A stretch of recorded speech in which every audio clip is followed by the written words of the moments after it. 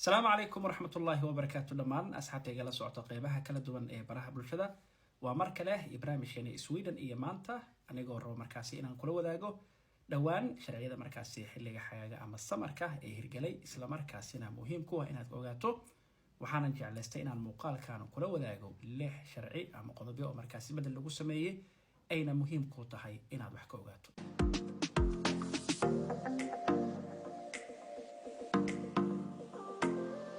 xeerka ugu horeeya ee dhawaan markaasi hirgalay 1 July sanadkan ka guda jirno ee markaasi 2026 waxa kamid ah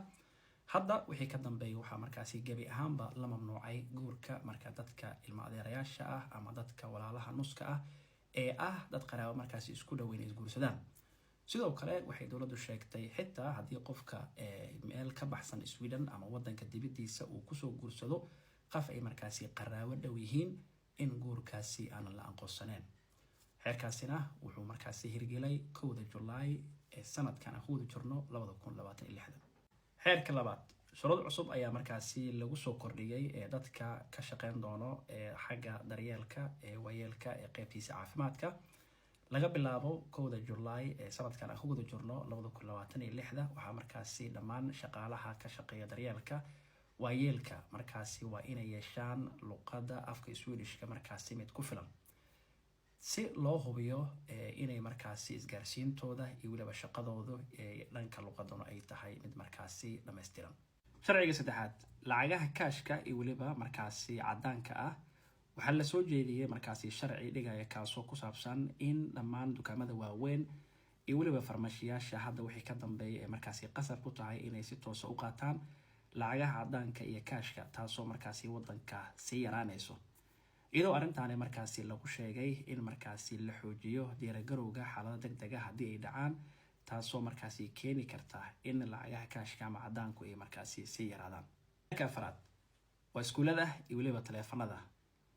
waxa sanad dugsiyeedkan soo socda gabi ahaanba iskuulada Sweden laga mamnuucay in ardayda markaasi ay isticmaalaan taleefankooda xilliga ay markaasi iskuulka ay joogaan ardayga marka uu imaado subaxdii ayaa taleefanka laga qaadi doonaa waxaana dib loo siin doonaa marka uu gurigiisa aadayo xitaa waxa la sheegay xilliga nasashada ama rastiga uusan ardayga isticmaali doonin taleefankiisa marka laga reebo hadii ay jiraan arday markaasi la xiriirto inay haystaan taleefankooda dhan caafimaad kaliya ayaa loo ogolaan doonaa inay markaasi isticmaalaan inta ay joogaan iskuulka laakiin gabi ahaan inta ka soo hartay wax taleefan ah ma isticmaali doonaan xeerka shanaad xeerkan ama sharcigan wali muusan hirgelin laakiin dhawaan ayuu hirgeli doonaa iyadoo ay naga xigaan kaliya maalmo kooban wuxuuna si toos ah u hirgeli doonaa 19 August sanadkan ku guda jirno ee 2026